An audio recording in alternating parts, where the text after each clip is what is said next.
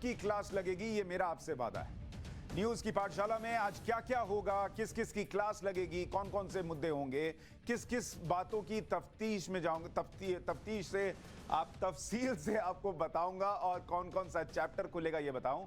उससे पहले आपको एक बात याद दिलाना चाहता हूं। कई बार शो में नए दर्शक जुड़ रहे हैं, इसलिए आपको ये रोज याद दिला रहा हूं कि न्यूज की पाठशाला लगाने की जरूरत क्यों पड़ी। दरअसल लोगों का मोह भंग हो गया न्यूज चैनल से। सब अपना अपना हिसाब बताने लगे, अपने अपने हिसाब से बताने लगे। पाठशाला इसीलिए लगानी पड़ी कि खबर का हर चैप्टर खुल सके, जिनकी जवाबदेही है उनका रिपोर्ट कार्ड बन सके। यहां नेताओं का वाइवा भी होगा और क्लास भी लगाई जाएगी। यहां आप खबरों को न सिर्फ देखेंगे बल्कि खबरों को समझेंगे। खबरें दिखाकर तो सब निकल जाते हैं, किसी को समझ में आया नहीं आया उनको कोई फर्क नहीं पड़ता। टेलीप्रॉम्प्टर पढ़ने वाले पत्रकार भरे पड़े हैं इस देश में। आपका मन पढ़कर आपकी खबर बताने का काम हम करेंगे। हर खबर की इतनी गहराई में जाएंगे कि आप जब न्यूज की पाठशाला से निकलेंगे तो इतनी गारंटी मैं आपको देता हूं कि उस खबर के मास्टर होंगे। हर सवाल का जवाब आपके पास मौजूद होगा। हां, ध्यान रहे कि इस पाठशाला में सबकी अटेंडेंस जरूरी है, कोई भी क्लास बंक करने वाला नहीं चाहिए यहां पर।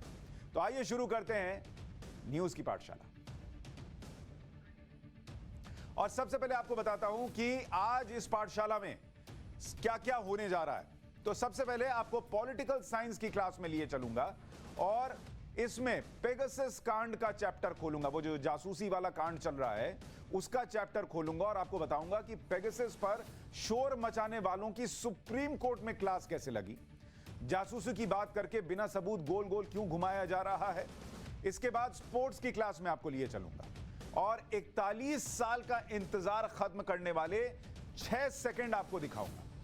अपना टाइम कैसे आएगा यह बताने वाली क्लास भी लगाऊंगा।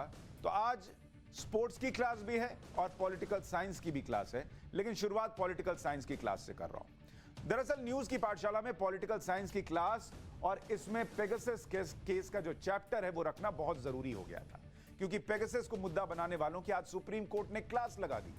सुप्रीम कोर्ट गए थे ये लोग पेगासस का मामला लेकर, लेकिन वहां पर क्या हुआ वो आपको दिखाना चाहता हूं।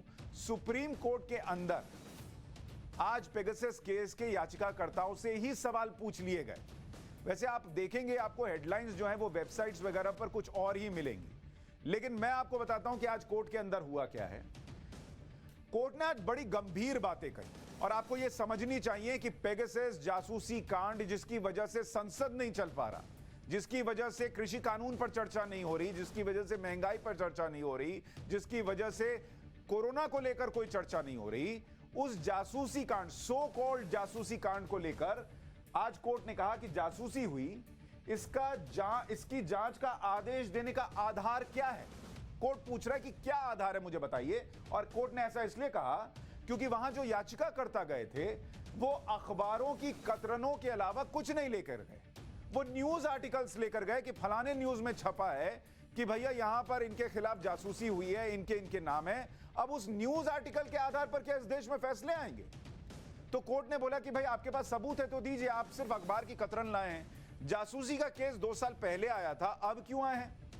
और कोर्ट ने बड़ा वाजिब सवाल पूछा। भाई जब 2 साल पहले 2019 में पहली बार सामने आया, आरोप लगा कि जासूसी कराई जा रही है, पेगासस का सॉफ्टवेयर है, 2 साल पहले आने के बाद अब आप 2021 में अचानक से उठकर आ गए। कोर्ट कह रहा है कि आप अचानक से उठकर आ गए। अब इसका मतलब क्या है? किसी की जासूसी हुई तो कोई केस दर्ज क्यों नहीं करवाया? कोर्ट ने यह भी पूछ लिया। मतलब लेफ्ट राइट सेंटर कोर्ट ने ऐसे सवाल पूछे कि जैसे धोया हो। भाई आपके घर में चोरी होगी, मुझे इतना सा बता दीजिए कि आपके घर में चोरी होगी, क्या आप चुप बैठेंगे? क्या आपका कोई छोटा सा भी सामान चोरी हो जाएगा, आप चुप बैठेंगे? आप नहीं चुप बैठेंगे। लेकिन ऐसा हो रहा है पेगासस मामले में। कोर्ट ने कहा कि भाई 2019 में मामला आया, आपका अगर चोरी हुआ था, कुछ डेटा चोरी हुआ, जासूसी हुई, एक एफआईआर तो दिखाइए। नहीं, एफआईआर नहीं है। और कि किसी का फोन हैक हुआ तो एफआईआर क्यों नहीं करवाई गई, ये कोर्ट पूछ रहा है। अगर इतनी भाई 2 साल पहले जासूसी होना कोई बड़ी बात नहीं थी, अब हो गई है क्या? 2 साल पहले आपके फोन में कोई दिक्कत नहीं थी, कोई ऐसा मटेरियल नहीं था कि जिसके चोरी हो जाने से दिक्कत हो। 2 साल पहले आपका कैमरा ऑन हो जाता था अपने आप और उसमें डेटा रिकॉर्ड हो जाए जो आरोप है, तो उससे कोई दिक्कत नहीं थी क्या? तो ये कोर्ट पूछ रहा है। और कोर्ट ने यह भी पूछा कि मुझे यह बताइए कि अगर किसी का फोन हैक हुआ तो एफआईआर नहीं हुई, तो मैं किस आधार पर, आधार तो बताइए। कोर्ट ने एक बात जरूर कही कि भाई अगर ये सही है तो बड़ा गंभीर है। ये तो कोई भी कहेगा कि अगर ये सब हुआ है तो सही है कि ये बहुत गंभीर है, लेकिन हुआ है ये तो साबित कीजिए। पेगासस कोर्ट केस में सुप्रीम कोर्ट में 9 याचिकाएं दाखिल की गई, एक दो नहीं 9 याचिकाएं, और जांच की जाए पेगासस मामले की, इसकी मांग की गई। चीफ जस्टिस ने आज सुनवाई की तो उन्होंने कहा कि भाई आप लोग सब पढ़े लिखे लोग हैं, अगर आप लोगों को लगता है कि फोन हैक हो गया तो एक एफआईआर तो कराते। कपिल सिब्बल वहां खड़े हैं, राहुल गांधी कहते हैं उनका फोन हैक हुआ, राहुल गांधी ने क्यों एफआईआर नहीं कराई, ये पूछ रहा है कोर्ट। दूसरे लोग जिनके ऊपर है कि भाई उनके फोन हैक हुए, उन्होंने क्यों एफआईआर नहीं कराई। अखबार के अलावा दूसरी विश्वसनीय जानकारी निकाल कर लाइए, हैक हुआ है फोन तो उसके लिए टेलीग्राफ एक्ट है, यह भी कोर्ट ने उनको याद दिलाया। अब बताइए, कोर्ट में यह हुआ कि भाई कोर्ट को आधार नहीं मिल रहा, लेकिन अगर आप अलग अलग वेबसाइट्स पढ़ने जाएंगे, बैठेंगे, तो आप वहां पर देखेंगे कि भाई वहां पर ऐसे है जैसे कोर्ट ने कह दिया कि पेगासस में जासूसी ही हो गई। इस देश में मीडिया भी कैसे काम कर रही है और कैसे चीजें चल रही हैं, बड़ा गंभीर विषय है। इसलिए मैंने आज पाठशाला में यह क्लास लगाई, क्योंकि अगर आप वेबसाइट पर पेगासस डालकर सर्च करेंगे तो आपको लगेगा जैसे सुप्रीम कोर्ट ने वर्डिक्ट ही दे दिया हो। अब मैं आपको दिखाना चाहता हूं कि 2019 का जिक्र कर रही है कोर्ट, और कोर्ट ने कहा कि भाई 2019 में आपने मामला उठाया था तो आपने क्यों नहीं उस पर कोई एफआईआर कराई। आपको 2019 का ट्वीट भी दिखाता हूं कपिल सिब्बल का, इसको जरा जूम करके दिखाइए। 2019 का ये कपिल सिब्बल का ट्वीट है और ये आपको पढ़कर सुनाता हूं। इसमें 1 नवंबर 2019 का ये ट्वीट है और इसमें इजराइल का एनएसओ सिर्फ सरकारों को पेगासस बेचता है। ये कपिल सिब्बल 2019 में कह रहे हैं।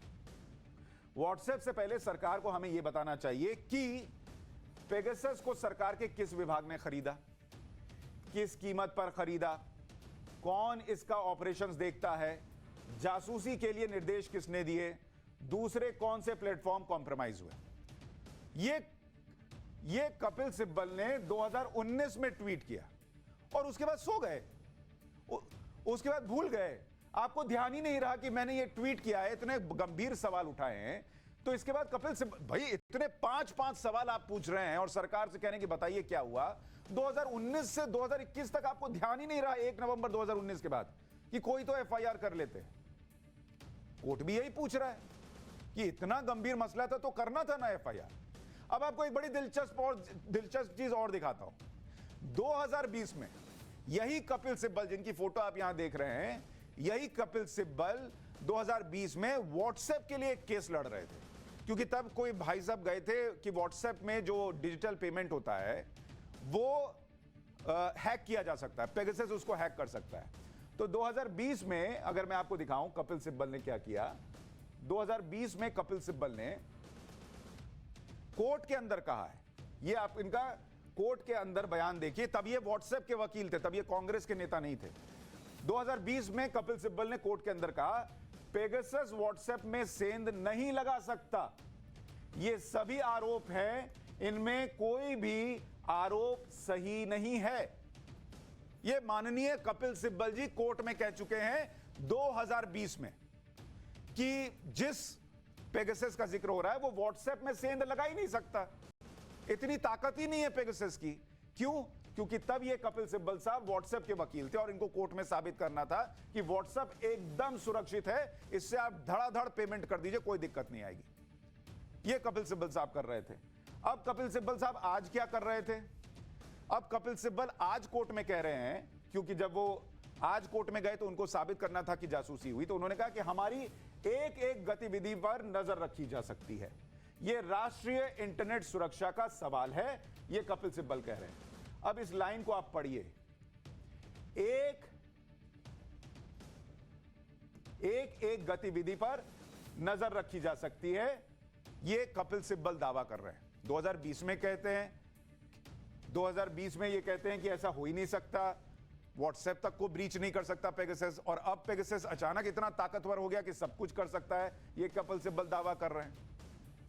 तो ये इस देश में चल रहा है, इसलिए मुझे लगा कि आपको ये क्लास लगाकर बताना चाहिए कि पेगासस मामले में चल क्या रहा है। अब आपको कुछ और चीजें दिखाता हूं कि इसी दौरान ये तो चल ही रहा था कि मामला जब कोर्ट कह रहा है कि भाई कहां है एफआईआर, कहां है सारी आपकी चीजें जिस पर कि मैं सुनवाई करूं। कोर्ट में एक झूठ भी पकड़ा गया। अब आपको दिखाता हूं वो झूठ कैसे पकड़ा गया। इसको देखिए, ये इतना बड़ा बड़ा झूठ जो लिख रहा हूं, ये कोर्ट के अंदर पकड़ा गया। कोर्ट में हुआ क्या कि जो मैंने आपको बताया 9 पिटीशन डाली गई है, उस 9 पिटीशन में एक पिटीशन में कहा गया, एक बड़े पत्रकार की तरफ से पिटीशन लगी है, उसमें कहा गया कि अमेरिका में कैलिफोर्निया की अदालत ने कहा है कि कुछ पत्रकारों और दूसरे लोग जासूसी के टारगेट थे। चीफ जस्टिस ने सवाल पूछ लिया कि कोर्ट के ऑर्डर, जो कैलिफोर्निया कोर्ट का हवाला दिया गया, ये बात कहां है। हमको ऐसे पन्ना पलट के बोले कि हमको भी दिखाइए कहां लिखा हुआ है। तो उसके बाद जो है वो दिखाई नहीं। फिर कपिल सिब्बल बोले कि ये बात सही नहीं है, आप ठीक कर रहे हैं, वो कोर्ट के ऑर्डर में कहीं नहीं है। तो कोर्ट ने कहा कि इसका मतलब आप गलत बात बता रहे थे, आपका स्टेटमेंट गलत था। तो पिटीशन में कुछ भी लिखकर ये लोग दे रहे हैं, कुछ भी ऐसा प्रूफ नहीं दे रहे हैं अखबार की कतरनों के अलावा जिससे पता चले कि भाई जासूसी। अब आपको दिखाता हूं पेगासस केस का एक रिवीजन भी कराता हूं कि ये मामला कहां से आया और कैसे आगे बढ़ा। इसमें 50 देश जो हैं, 50 देशों का नाम है। इसमें एक रिपोर्ट में आया कि भाई ये 50 देश हैं और इसके 50,000 लोग, 5,000 और ये 50,000 लोग, इन 50,000 लोगों की जासूसी हुई है, ये आरोप लगा। और इसमें 17 देशों के लोगों के नाम हैं। ठीक है भाई, 50 देशों ने खरीदा और 17 देशों के पास ये है। इसका आरोप लगा कि ये 17 देश के पास ये है और इन्होंने जासूसी कराई। अब इसमें नाम किन किन देश का है। अजरबैजान, ये एक देश है जिसका नाम है। इसके अलावा आप देखिएगा किस देश का नाम है, तो बहरीन का नाम है। ये दूसरा देश जिसका नाम आ रहा है कि उसने भी जासूसी कराई है। कजाकिस्तान, उसका नाम शामिल हो गया। सिर्फ भारत अकेला नहीं है, सोचिए। मेक्सिको का नाम है, उसका भी नाम आया कि भाई उसने भी जासूसी करा ली है। कितने देशों के नाम सोचिए इसमें दे दिए। रिपोर्ट में अभी कोई सबूत नहीं है। इसके अलावा रवांडा और सऊदी अरब, वहां को लेके कोई हंगामा नहीं हो रहा है क्योंकि वहां हंगामा करेंगे तो दिक्कत हो जाएगी। तो सऊदी अरब का नाम नहीं है, सऊदी अरब का नाम है लेकिन हंगामा नहीं है। हंगरी है और इसके अलावा भारत है, ये है, और यूएई का नाम है। भारत में कितने लोगों की जासूसी का जिक्र है? 300 लोगों के। आरोप यह लग रहा है कि 300 लोग की जासूसी कराई गई है। अब आप सोचिए, 300 लोगों की जासूसी का आरोप है और एडिटर्स गिल्ड की याचिका तो कहती है कि 37 लोगों की जासूसी हुई है। तो 37 लोगों की जासूसी के नाम पर, जिसका कोई सबूत अभी कोर्ट में ये लोग नहीं रख पाए, 11-12 दिन से संसद नहीं चल रही है। देश के करोड़ों लोगों का पैसा बर्बाद हो रहा है। अब आप सोचिए। अब ये कुछ सवाल मेरे मन में हैं जो मैं पूछना चाहता हूं, और वो सवाल ये हैं कि आप मुझे बताइए, अगर आप सुप्रीम कोर्ट चले गए और आपको लगता है कि भाई सुप्रीम कोर्ट से आ जाएगा कि भाई जांच कराइए और वहां सब दूध का दूध पानी का पानी हो जाएगा, तो संसद चलने दीजिए। कोरोना काल में संसद चलाना कितना मुश्किल है, खतरा है, लेकिन संसद नहीं चल रही। अगर इतने ही सबूत आपके पास थे तो कोर्ट में क्यों नहीं दिए आपने? अखबार की कतरन लेकर क्यों चले गए? इसके लिए सड़क पर प्रदर्शन करने की क्या जरूरत पड़ रही है जब कोरोना काल चल रहा है? इतना खतरा है कोरोना काल में। राहुल गांधी के आपको विजुअल दिखाता हूं, आप राहुल गांधी की तस्वीरें देखिए। जो राहुल गांधी बता रहे थे कि उन्होंने कोरोना को इन से आउट पढ़ लिया है, वो आज राहुल गांधी की आप देखिए प्रदर्शन की तस्वीरें। एक आदमी इस पूरी भीड़ में, आपको सिर्फ राहुल गांधी मंच पर मास्क लगाकर आ गए और बाकी कोई आदमी आपको मास्क लगाए हुए दिख रहा है? आप बताइए, एक आदमी आपको मास्क लगाए हुए, और क्या इससे कोरोना नहीं फैलेगा?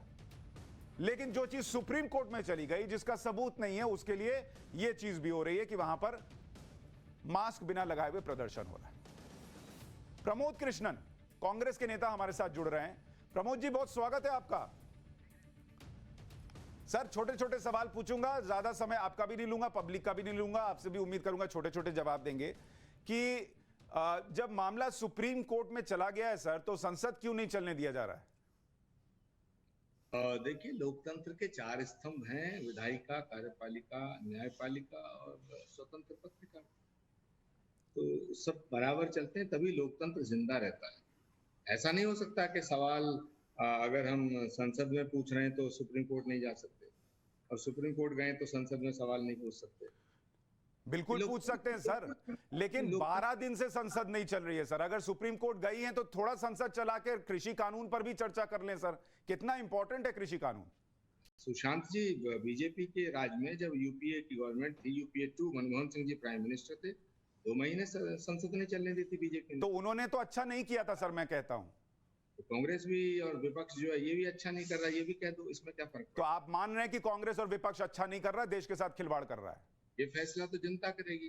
जनता तो करेगी सर, मैं तो पत्रकार हूं, जनता की तरफ से ही पूछ रहा हूं। मैं आपसे ये भी पूछ रहा हूं कि अगर इतने सबूत हैं पेगासस कांड में कि भाई आप संसद नहीं चलने दे रहे, तो अखबार में कोर्ट को क्यों पूछना पड़ा कि आप अखबार की कोर्ट में जज को क्यों पूछना पड़ा कि आप अखबार की कतरने लेकर क्यों आए।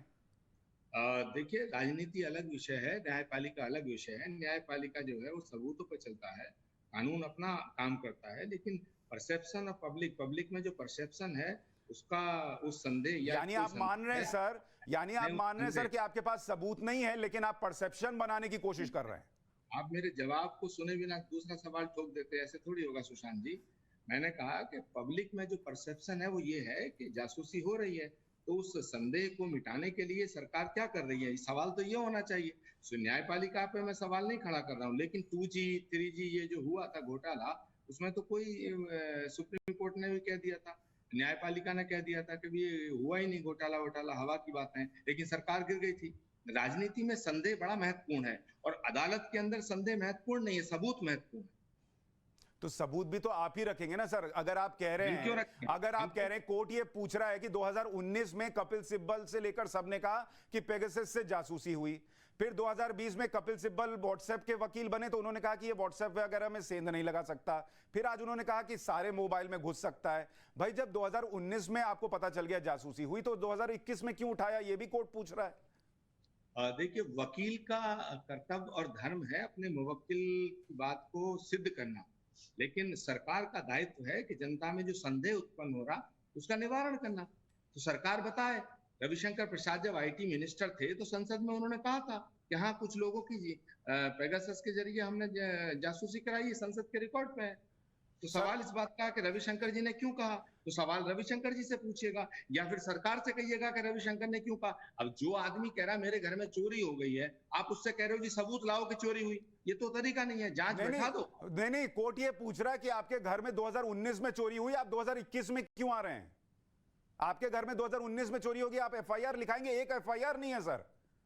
नहीं, चोरी होना, देखिए सामान का चोरी होना, डेटा चोरी होना अलग अलग विषय है। जब सामान चोरी होता है, सामान उठ के चला जाता है, आदमी को पता चलता है। जब डेटा चोरी होता तो उठ के प्रमोद जी मेरी बात सुनिए, बहुत आप देखिए इतनी सीरियस बात करते हैं, मैंने आपको इसलिए बुलाया कि आप ये बताइए सर, आपका डेटा मान लीजिए आपको पता चले कि सुशांत सिन्हा आपका मोबाइल जो है हैक कर लिया है और 2019 में कर लिया, क्या आप 2 साल बाद एफआईआर कराएंगे मुझ पर।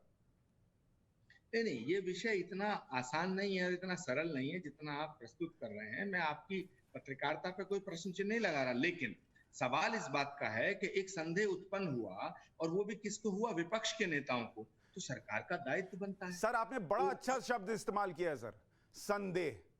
अगर संदेह है सर, कुछ लोगों के मन में संदेह है तो देश की संसद 12 दिन नहीं चलेगी सर, संदेह पर। देखिए, बिल्कुल आप ठीक कह रहे हैं, लेकिन कोई भी अपराध जब होता तो पहले उसका ये नहीं होता साहब इसने ये चोरी कर ली। एक रिपोर्ट दर्ज होती है, एफआईआर दर्ज होती है, एक संदेह प्रकट होता है कि साहब हमें ऐसा ऐसा डाउट है, फिर जांच होती है। ये सरकार को जांच कराना चाहिए ना। आखिर ये विपक्ष जो है ये क्या पाकिस्तान, सर मैं मान गया थोड़ी देर के लिए कि ये सरकार जो है जांच नहीं करा रही। पहले मुझे बताइए, विपक्ष भारत का है ना, ये भारत का अगर विपक्ष है, विपक्ष के मैं तो आपके साथ खड़ा हूं, विपक्ष के साथ खड़ा हूं। अगर ये बात प्रूव हो जाए सर कि पेगासस में जासूसी हुई, एक सबूत आए, मैं आपको इसी न्यूज की पाठशाला में वो शो करके दिखाऊंगा, मैं आपसे वादा करता हूं। लेकिन एक भी सबूत नहीं हो और संदेह के नाम पर 12 दिन से संसद ना चल पाए सर, देश का करोड़ों रुपया, हमारी अर्थव्यवस्था नीचे गई है सर, कोरोना काल में दुनिया की अर्थव्यवस्था नीचे गई है और हम करोड़ों रुपए बर्बाद कर दें क्योंकि कुछ लोगों को, 37 लोगों को के जासूसी का संदेह है। नहीं, व्यक्तिगत रूप से मैं बिल्कुल ये चाहता हूं कि देश की संसद चले, संसद में डिस्कशन हो। संसद है इसलिए कि वहाँ संवाद हो, वहाँ बहस हो, वहाँ एक डिबेट हो, संसद इसीलिए। और देश की अब मैं आपको इसीलिए पसंद करता हूं सर, आपको मैं इसीलिए पसंद करता हूं क्योंकि आप कांग्रेस के नेता होने के साथ साथ इस देश के नागरिक भी हैं, जो आपने कह दिया कि आप ये चाहते हैं कि संसद चले, लेकिन आप जब चाहते हुए भी इसको नहीं चलवा रहे हैं सर, तो ये तो गलत है ना सर। नहीं, सवाल इस बात का है कि मैं चाहता हूं संसद चले, क्योंकि संसद संवाद का एक स्थान है, लेकिन सवाल इस बात का है कि देश के विपक्ष के मन में, विपक्ष के नेताओं के मन में यदि ये संदेह उत्पन्न हो गया, सरकार को जांच बैठाने में कितनी देर लगती है? जांच बैठा दे सर, उसके उस जांच की रिपोर्ट आएगी। मैं एक सेकंड में, मुझे इसको कंप्लीट करने दें। तो जांच बैठाने के लिए सरकार जिद पे क्यों अड़ रही है? किसानों का मुद्दा आता है तो जांच जिद पड़ती है, पेगासस का मुद्दा आता, जांच पड़ती है। और झूठ सबसे ज्यादा क्या बोलते हैं भाई? आईटी मिनिस्टर आपके हैं, रविशंकर प्रसाद ने खुद संसद में कहा था कि हाँ, हमने कुछ लोगों का हमने जासूसी कराई, कुछ लोगों का हमने मोबाइल पे हमने नजर रखी, पेगासस के थ्रू रखी। तो भाई अगर पेगासस के थ्रू कुछ लोगों पे नजर रखी, तो आज आप ये कैसे कह सकते हैं कि हमने साहब 100 पे रखी, 200 पे रखी या 1000 पे नहीं रखी, 200? तो एक निजता का अधिकार। सर मैं सिंपल इतनी बात कह रहा हूं, आप जिस बयान का जिक्र कर रहे हैं रविशंकर जी का, वो मुझे नहीं पता। दूसरी बात मैं ये कह रहा हूं कि अगर मान लीजिए कि कोई संदेह भी है, कोई संदेह है सर, मैं कह रहा हूं कि संदेह है, अच्छी बात है, आप सुप्रीम कोर्ट चले गए हैं, सुप्रीम कोर्ट तो इस पर निर्णय दे ही देगा, तब तक संसद चलने दीजिए ना सर। बताइए किसानों का क्या दोष है? बताइए उन संसदीय क्षेत्र के लोगों का क्या दोष है जिनके सवाल उठने चाहिए? कितने बिल सर 3-3 मिनट 5-5 मिनट में पास हो रहे हैं? ये देश के साथ खिलवाड़ नहीं है सर। देखिए सुशांत जी, संसद ना चलना किसी भी समस्या का समाधान नहीं है, लेकिन विपक्ष के पास कोई अपना हथियार नहीं है।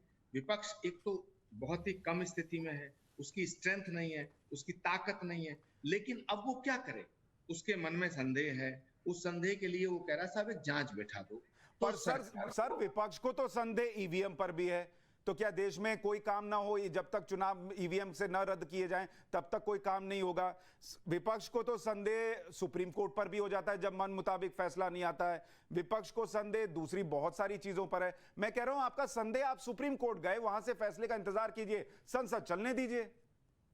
देखिए, भारत का लोकतंत्र इसीलिए अच्छा कहा जाता है कि वहां सुप्रीम कोर्ट के फैसले पे भी संदेह करने का अधिकार हमारा संविधान और कानून देता है, लेकिन जो सुप्रीम कोर्ट का फैसला होता है उसे हम सब स्वीकार करते हैं। अब सवाल इस बात का, आपको विपक्ष की आपत्ति पे भी आपत्ति है, संदेह पे आपत्ति है, उसकी आशंकाओं पे ये मैं क्लियर कर दूं सर, विपक्ष का पूरा अधिकार है कि वो विरोध करे, विपक्ष का पूरा अधिकार है कि वो संसद ना चलने दे, विपक्ष का पूरा अधिकार है कि वो सरकार को घेरे, लेकिन मेरी एज ए नागरिक सर ये रिक्वेस्ट है कि वो 1 दिन हो सकता है, 2 दिन हो सकता है, वो 12-12 दिन 13-13 दिन नहीं हो सकता, तब जबकि आप सुप्रीम कोर्ट भी चले जाएं और सुप्रीम कोर्ट में एक सबूत ना रखें।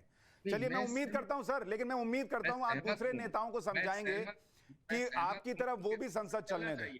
मैं इस बात पर सहमत हूं कि संसद चलना चाहिए, लेकिन विपक्ष की आपत्तियों को और आशंकाओं का समाधान करना सरकार की जिम्मेदारी है। और अगर नहीं है तो इस विपक्ष को गठरी बांधो और समंदर फेंक दो, विपक्ष को खत्म कर दो, बात खत्म हो जाएगी, आप चलाओ ना देश। सर मुझे बस आपसे यही चाहिए था कि आप ये मानते हैं कि संसद चलनी चाहिए, यही मैं सुनना चाहता था, और यही हो जाए तो बड़ा अच्छा होगा। सर वक्त इतना ही था, बहुत धन्यवाद आप आए इस पाठशाला में, और एक छोटे से ब्रेक लिए रुक रहे हैं। ब्रेक के उस पार हम सियासी खेल तो देख चुके, असली खेल की बात करेंगे, स्पोर्ट्स की क्लास में आपको लिए चलेंगे और बताएंगे कि कैसे अपना टाइम आएगा, ये कैसे होता है ये बताऊंगा इस छोटे से ब्रेक के बाद।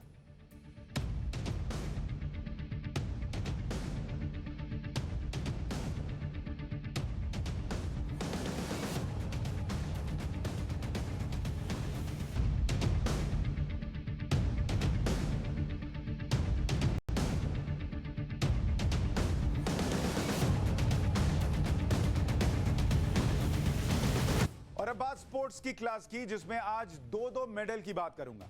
रवि दहिया को मिले सिल्वर मेडल की और हॉकी टीम को मिले ब्रॉन्ज मेडल की, लेकिन क्लास खत्म होते होते तक आपको समझ में आ जाएगा कि रंग मेडल का नहीं, मेहनत का इंपॉर्टेंट होता है। रवि दहिया का फाइनल मैच था, गोल्ड की उम्मीद थी, थोड़ा सा चूक गए, लेकिन सिल्वर जरूर जीता। भारतीय पुरुष हॉकी टीम का ब्रॉन्ज मेडल मैच था, आखिरी 6 सेकंड में गोल बचाकर उन्होंने मेडल जीता। दीपक पुनिया का ब्रॉन्ज मेडल मैच था, आखिरी 10 सेकंड में वो मैच हार गए। लेकिन अब आपको दिखाना चाहता हूं इस क्लास में कि किस तरीके से रवि दहिया को सिल्वर मेडल मिला है, और इसकी खुशी जो है वो ज्यादा होनी चाहिए। हॉकी टीम आखिरी 6 सेकंड में मेडल जीत पाई, ब्रॉन्ज मेडल जीता, इसकी भी खुशी उतनी होनी चाहिए। और दीपक पुनिया 10 सेकंड में, आखिरी 10 सेकंड में हार गए, लेकिन जैसा कल मैंने आपको बताया था कि हार को भी सेलिब्रेट करना है, तो ये भी हमको याद रखना होगा। 23 साल के रवि दहिया ने रूस के खिलाड़ी जो 2 बार वर्ल्ड चैंपियन रहा है, ज़ाबुर युगुएव, उसको हराया। तो मतलब हारे भी हैं तो ऐसे खिलाड़ी से हारे हैं कि भाई आप कह सकते कि टक्कर का था, और 2 बार का वर्ल्ड चैंपियन था। और रवि दहिया के लिए एक बात याद रखिए कि ये ओलंपिक में क्वालिफाई करने के पहले वर्ल्ड चैंपियनशिप में ब्रॉन्ज जीते थे, तो ब्रॉन्ज से सिल्वर पर आए हैं। लोग गोल्ड का सपना देख रहे थे, वो अच्छी बात थी, लेकिन सिल्वर भी कहीं से कम नहीं है। अब आपको दिखाना चाहता हूं कि रवि दहिया पर टिप्पणियां बहुत हो रही हैं। कुछ लोग कह रहे हैं अरे गोल्ड क्यों नहीं जीता। उनके, मैं शाम में एंकरिंग कर रहा था तो उनके एक अंकल कह रहे थे कि गोल्ड क्यों नहीं जीता। टिप्पणी करने के पहले जरा खेल को समझिए, तब आप कोई टिप्पणी करते हैं कि कुश्ती होती कैसी है, कैसे है, ये समझ जाइएगा, तब थोड़ा बहुत मैं कहूंगा कि चलिए 10% अधिकार है कि आप कुछ बोल सकते हैं। दरअसल कुश्ती जो है वो 2 तरीके की होती है। एक होती है फ्री स्टाइल कुश्ती, जिसमें कि रवि दहिया खेल रहे थे। कितनी तरह की कुश्ती होती है वो आपको बता रहा हूं, इस स्क्रीन पर बताता हूं। एक होती है फ्री स्टाइल कुश्ती, जिसमें आप देख रहे हैं कि उठा के पटक दिया। ये आप कई बार अपने भाई बहन के साथ भी लड़ते होंगे, जिसमें कोई रूल नहीं है, तीसरा भाई बहन में से जो कोई होता है वो रेफरी बन जाए तो बन जाए, तो ये फ्री स्टाइल कुश्ती है। और दूसरी होती है ग्रीको रोमन। इसमें आप देख रहे हैं कि 2 खिलाड़ी भिड़ रहे हैं। अब दोनों के बारे में आपको थोड़ा बताता हूं कि दोनों में फर्क क्या है। दरअसल जो ग्रीको रोमन होता है, इसमें जो है वो आप कमर के नीचे, अगर आप ये हिस्सा देखेंगे, दोनों के हाथ को आप देख रहे हैं, ये ऊपर है। यहां आप कमर के नीचे जो है, ये कमर के नीचे, आप इसको आपको बड़ी स्क्रीन पे दिखाता हूं।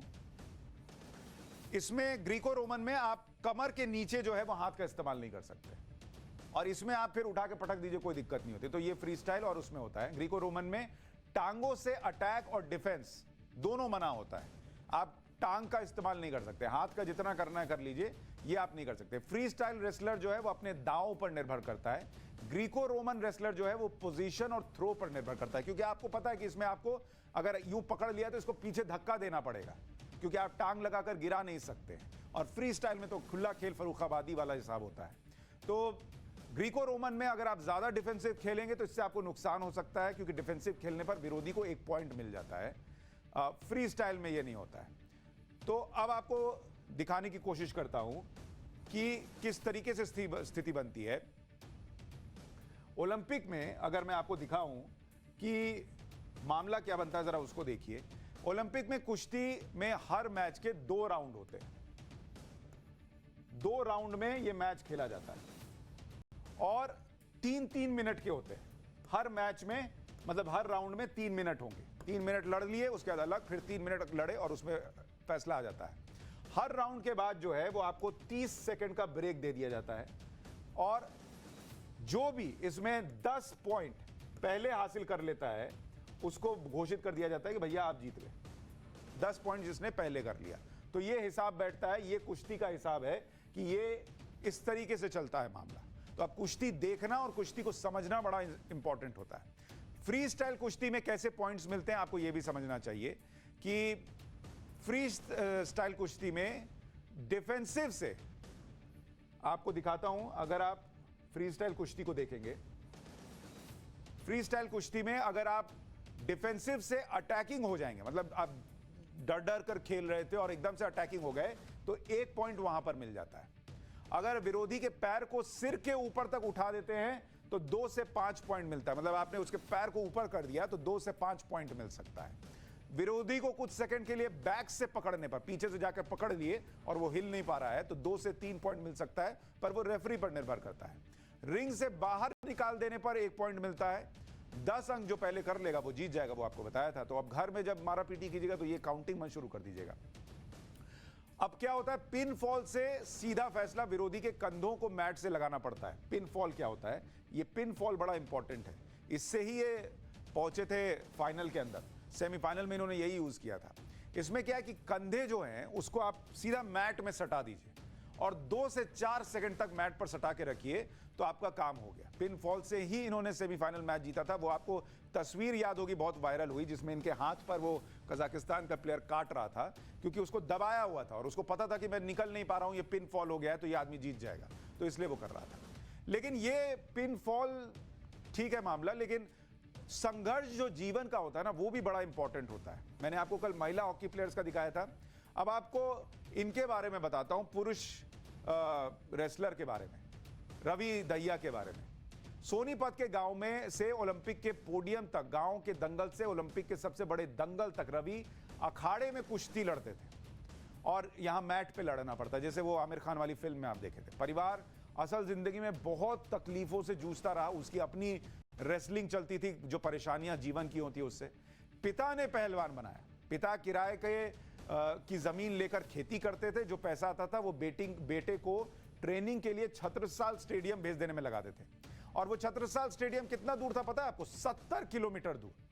मतलब दिल्ली आते थे, फिर फल दूध मक्खन लेकर आते थे जिससे वो पहलवान बन सके। मेहनत सोचिए कि जो लोग कह देते कि अरे गोल्ड नहीं मिला, उसके पीछे की मेहनत देखिए। सुबह 3:30 बजे उठ जाते थे, 5 किलोमीटर पैदल रेलवे स्टेशन आते थे, फिर स्टेशन से पैदल छत्रसाल स्टेडियम पहुंचते थे। यहां कई लोग यही शिकायत करते हुए नहीं थकते हैं कि भाई हमको मेट्रो नहीं मिली और टैक्सी नहीं मिली, और इसीलिए ये परिवार का जश्न आप देखिए, विक्ट्री साइन सब बना रहे हैं। ये विक्ट्री साइन जो है ना, ये एक दिन में नहीं बनती है। तो ये देखिए जो चाचा जी हैं वो कैसे नाच रहे हैं, या बुजुर्ग जो हैं, और पिता क्या कह रहे हैं जरा वो आपको सुनना चाहिए, बहुत दिलचस्प है। मक्खन दूध दही वो ले जाते थे और सुबह के टाइम पर खत जाते थे और हम अपना खेत में काम करते थे। आके फिर रात को भी कई बार पानी देना पड़ा था नहर का। वो चीज सभी पूरे देश का मेडल है जी। ये कितना साधारण परिवार है, आप देखिए पीछे एक खटिया रखी हुई थी और उसके आगे वो खड़े होकर बाइट दे रहे थे। ये रवि दहिया का परिवार, और जितने लोग मेडल जीत रहे हैं ना, सच में उनका परिवार इतना ही सिंपल है, लेकिन उनके बच्चों के कारनामे जो है ना वो बिल्कुल भी सिंपल नहीं। अब बात करता हूं हॉकी की। स्पोर्ट्स की क्लास में अब हॉकी का चैप्टर खोलना चाहता हूं। 41 साल बाद भारत ने हॉकी का ओलंपिक मेडल जीता है, 41 साल बाद। क्या आपने कभी सोचा है कि हॉकी में या हॉकी का ओलंपिक मेडल जीतने में 41 साल क्यों लग गए? 41 साल कोई छोटा वक्त नहीं होता। किसी को 41 साल पहले की टीम भी याद नहीं होगी जिसने आखिरी बार ओलंपिक में मेडल जीता था। हम आपको इस टीम के तमाम सदस्य जिसने मेडल जीता है उनसे तो मिलवाएंगे, लेकिन उस टीम को भी दिखाना चाहते हैं। ये वो उस टीम के सदस्य हैं। ये आप तस्वीर देखिए, ये 1980 के उन खिलाड़ियों की तस्वीर है। जफर इकबाल साहब,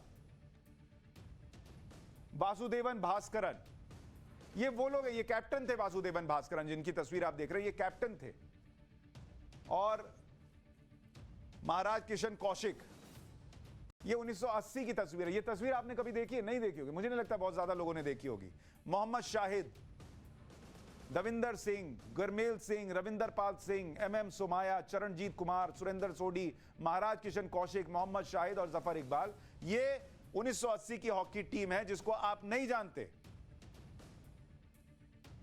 और इनमें, इस टीम में आपको एक और कमाल की बात बताता हूं। सिर्फ 2 लोग जो हैं वो पहले खेल चुके थे देश के लिए हॉकी, बाकी के ओलंपिक खेल चुके थे, और बाकी सारे लोग ओलंपिक में डेब्यू कर रहे थे। और इन लोगों ने 1980 में गोल्ड मेडल भारत को दिलाया था। इस तस्वीर की कहीं चर्चा नहीं। किस तस्वीर की चर्चा है वो आपको दिखाना चाहता हूं। वो तस्वीर अगर आप जरा स्क्रीन पर डालिए, जिस तस्वीर को कोई नहीं भूलता, वो तस्वीर है 1983 का वर्ल्ड कप जीतने वाली भारतीय क्रिकेट टीम।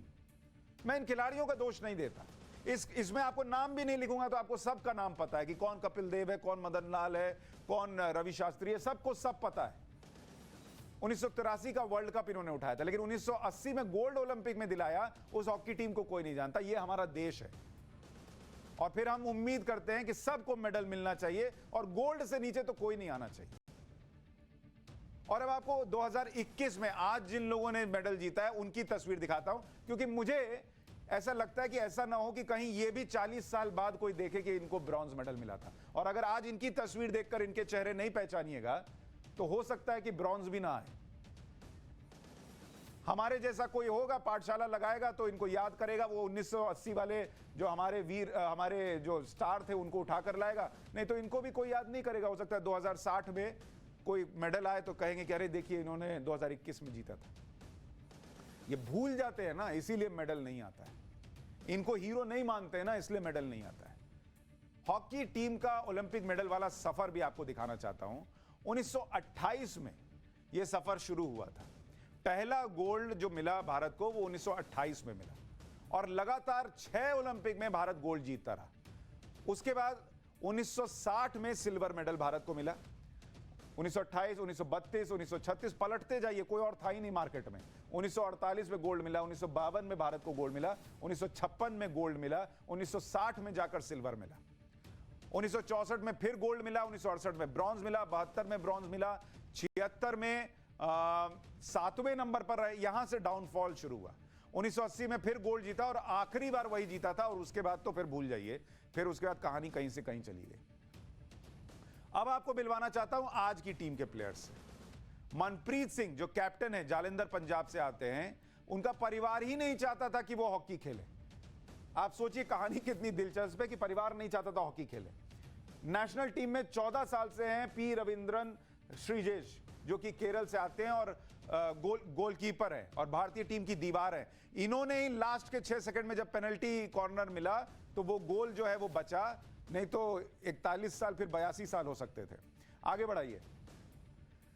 गुरजंट सिंह अमृतसर पंजाब से आते हैं, बड़े भाई हॉकी के नेशनल प्लेयर रहे हैं, इनको भी ले आए। सिमरनजीत सिंह बटाला पंजाब, परिवार में कोई हॉकी नहीं खेलता था, इन्होंने कहा मैं खेलूंगा। सोचिए लड़ाई कितनी दिलचस्प रही होगी। हरमनप्रीत सिंह पंजाब से 10 साल की उम्र से हॉकी खेल रहे हैं। क्रिकेटर बनना चाहते थे मनदीप सिंह, क्या और इनका कोई दोष थोड़ी, हर कोई क्रिकेटर बनना चाहता है यहाँ, लेकिन ये हॉकी में आ गए और उससे फिर डटे रहे। पूरा खानदान हॉकी से जुड़ा। हार्दिक सिंह 6 साल की उम्र से हॉकी खेल रहे। रुपिंदर पाल सिंह, ये वो लोग हैं जिनके घर में तमाम चुनौतियां थी फिर भी उससे लड़कर आगे बढ़े। शमशेर सिंह अटारी पंजाब से। नीलकंठ शर्मा इम्फाल मणिपुर से। इनके नाम याद रखिए, जैसे कोहली का नाम याद रहता है वैसे शमशेर सिंह का भी याद रहना चाहिए, नीलकंठ शर्मा का भी रहना चाहिए। विवेक सागर इटारसी मध्य प्रदेश से, टीचर है पिताजी। अमित रोहिदास ओडिशा के पहले गैर आदिवासी हॉकी ओलंपियन है। पिता की कपड़े की छोटी दुकान थी। ललित उपाध्याय वाराणसी उत्तर प्रदेश से हैं। वरुण कुमार जालंधर पंजाब से, पिता ऑटो रिक्शा चलाते हैं। ये इनकी दिलचस्प कहानियां हैं और स्ट्रगल वाली कहानियां। जूते खरीदने के पैसे नहीं थे सुमित के पास, हरियाणा के सोनीपत से आते हैं, लेकिन इन्होंने कमाल किया। तो ये स्थिति। और अब मैं तो सोचता हूं कई बार कि आप सोचिए कि इस देश में क्रिकेट को कितनी तवज्जो मिलती है। लोग करोड़ों कमाते हैं, नाम भी कमाते हैं, नाम भी याद रखा जाता है, एड भी मिल जाता है, लेकिन हॉकी को कोई याद नहीं रखता। लेकिन मेडल सबको चाहिए।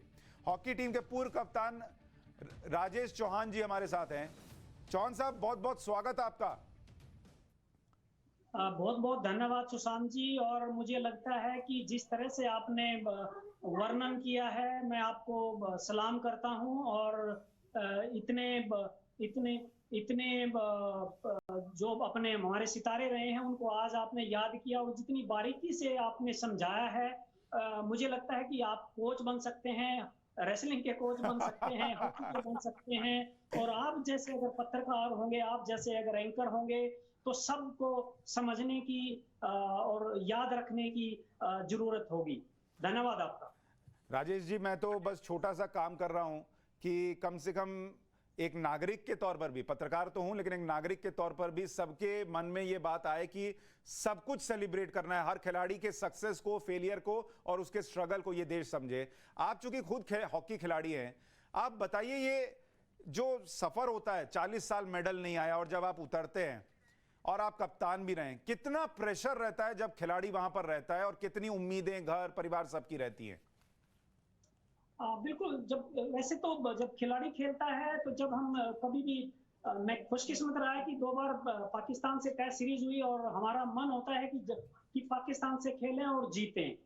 और जब एक प्लेयर ठान लेता है कि मेरे को कुछ करना है अपने देश के लिए, तो वो आगे बढ़ के कोशिश करता है। जब कोशिश करते हैं तो वो सफल होते हैं। और इतना टाइम इसलिए लगा है कि हम लोग सही तरह से अपनी टीम को, अपने खेल को आगे उस तरह से नहीं ले जा पाए जैसा हमारा मन होता था। जब हमें ये लगेगा कि हम जीत सकते हैं और हमें जीतना है और इस तरह से जीतेंगे, जितनी बारीकी से आपने समझाया है, अगर इतनी बारीकी से हर प्लेयर कोशिश करेगा, जैसे मैं जब खेल रहा था तो 2000 में हमने एक पहला सेंटर स्टार्ट किया था सोनीपत डिस्ट्रिक्ट में, जहां से सुमित है। तो आज 20 साल के बाद ये ओलंपिक चैंपियन वहां से निकला है। ये उसकी मेहनत है। सिर्फ मेरा इतना था कि मैंने वहां हॉकी का सेंटर स्टार्ट किया था उस गेम में। उसके बाद 2011 में दिल्ली में एक हॉकी एकेडमी स्टार्ट की थी। उसमें ये सुरेंद्र कुमार लड़का हरियाणा में, इसको खेलने नहीं दिया गया था और इनके लिए हमने वो एकेडमी स्टार्ट की थी। उसके बाद जब ये स्टार्ट की तो दिल्ली का मेडल आया, नेशनल में फर्स्ट आया फेडरेशन कप में। फिर हरियाणा वालों ने इसको खिलाया, उसके बाद ये टीम में है तब से। अच्छा सर एक चीज और बताइए कि जब ये होता है कि हॉकी के प्लेयर्स को कोई ध्यान नहीं रखता, कोई उनका खर्चा कैसे चल रहा ये नहीं देखना चाहता, कितनों की मैंने स्टोरी सुनी कि उनको जो उनके यहाँ के आसपास के बड़े भैया लोग थे जो हॉकी खेलते थे, यूज हो गई, हॉकी स्टिक दे दी, उससे सफर शुरू हुआ और बहुत गरीब परिवारों से लोग आए, कोई पूछता नहीं है। लेकिन जब वो ओलंपिक में पहुंचते हैं और सब ये कहते हैं कि भैया गोल्ड से नीचे मत लाना, तो फिर उस वक्त दिमाग में क्या चलता है? आता है मन में कभी गुस्सा कि अभी तक तुम लोग कहां थे भाई, अब तो सबको गोल्ड चाहिए, सबको याद आ रही है। और जब मैं प्रैक्टिस करता हूं और मेरे पास पैसे नहीं होते, हॉकी स्टिक नहीं होती, जूते नहीं होते, तब तो कोई नहीं कहता कि इनको जूते भी दिला दो।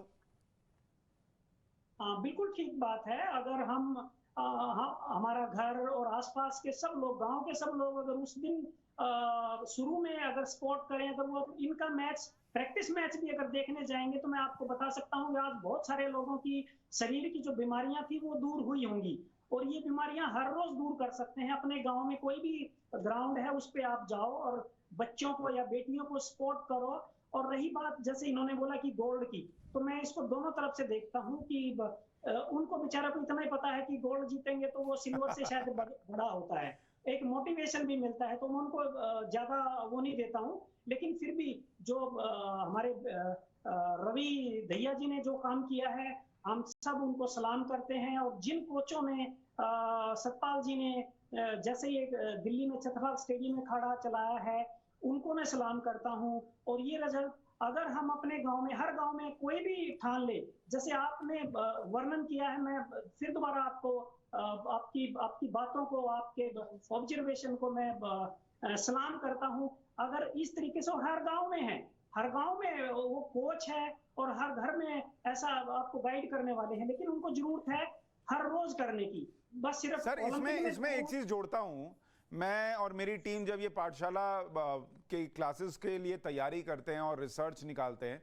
तो हमने ये सोचा कि देखें जरा कि जो मौजूदा टीम है इसमें रिप्रेजेंटेशन इंडिया का कितना है। तो हमने देखा कि 9 खिलाड़ी अकेले पंजाब से हैं और जो बाकियों को आप मिला दें तो देश के 7 राज्यों से पूरी टीम बन जाती है। लेकिन अगर आप क्रिकेट को देखिए सर, तो इस देश में हर आदमी क्रिकेटर है, सब ऑलराउंडर हैं। किसी से पूछिए क्या करते हो, बैटिंग करता हूं, ओपनिंग करता हूं और बॉलिंग फास्ट या स्पिन डालता हूं। कोई आदमी जो है वो कुछ इससे ऑलराउंडर से नीचे तो है ही नहीं। लेकिन हॉकी की बात कीजिए तो 7 राज्यों में मामला सिमट जाता है और वो भी स्पेशली पंजाब। ये क्यों है सर? क्यों देश के बाकी हिस्से इसको अपनाते नहीं और कितना प्रेशर होता है जो अपनाते हैं उनके ऊपर? देखिए, जितनी खुशी आज पंजाब को हो रही होगी, लेकिन सबको ये भी ध्यान रखना चाहिए कि उन पंजाब के हमारे बुजुर्गों ने, सरकारों ने, प्लेयरों ने कितना सपोर्ट वो अपने प्लेयरों को, वो भी हॉकी प्लेयरों को इतना सपोर्ट करते हैं। तो सबसे ज्यादा खुशी भी उन माँ बाप को, उस पंजाब को हो रही होगी। वैसे ही खुशी जैसे रेसलिंग में हरियाणा करता है, तो उस हरियाणा को हमें भी इतनी खुशी हो रही है कि हम सपोर्ट करते हैं। तो ये मैं उन्हीं गांव वालों को और हर स्टेट वालों को ये वो देना चाहता हूँ कि आप भी अपने प्लेयरों को, अपने बेटों को, बेटियों को सपोर्ट करो और वो बेटे और बेटियां आपको वो खुशी देंगे, जिससे आपकी शरीर की बीमारियां दूर होंगी और आप बीमार नहीं पड़ोगे, हर दिन खुश रहोगे, हर दिन कुछ ना कुछ अच्छा करोगे। तो चौहान साहब, मैं तो बस इतना जानता हूं कि ये जो कनेक्ट है कि गोल्ड लाकर दे दो, किसी से कुछ डिमांड करते हैं ना कि गोल्ड लाकर दे दो, तो डिमांड करने के लिए पहले वो रिश्ता तो बनाइए, वो रोज का रिश्ता तो बनाइए। पूरे देश से अगर खिलाड़ी निकल कर आने लगे, हर कोई ये कहे कि हाँ चलो क्यों नहीं, हॉकी क्यों नहीं लेते हो, क्रिकेट ही की बात क्यों होती है, तो वो हॉकी की बात जब होने लगेगी ना, तब गोल्ड अपने आप आने लगेगा। 40 साल का इंतजार नहीं करना पड़ेगा। बहुत शुक्रिया चौहान साहब आपका, आप हमारे साथ जुड़े। बहुत तो पाठशाला में आज हमने स्पोर्ट्स की क्लास में आपको समझाने की कोशिश की कि मेहनत कीजिए और इंतजार कीजिए तो दिन तो आ ही जाता है। लेकिन इसमें एक बात और दिखाना चाहता हूं कि जो प्रोत्साहन की बात हो रही थी, प्रधानमंत्री नरेंद्र मोदी ने आज कैसे खिलाड़ियों को फोन किया मैच के तुरंत बाद और उनकी हौसला अफजाई की। सुनिए जरा इसको। नमस्कार सर।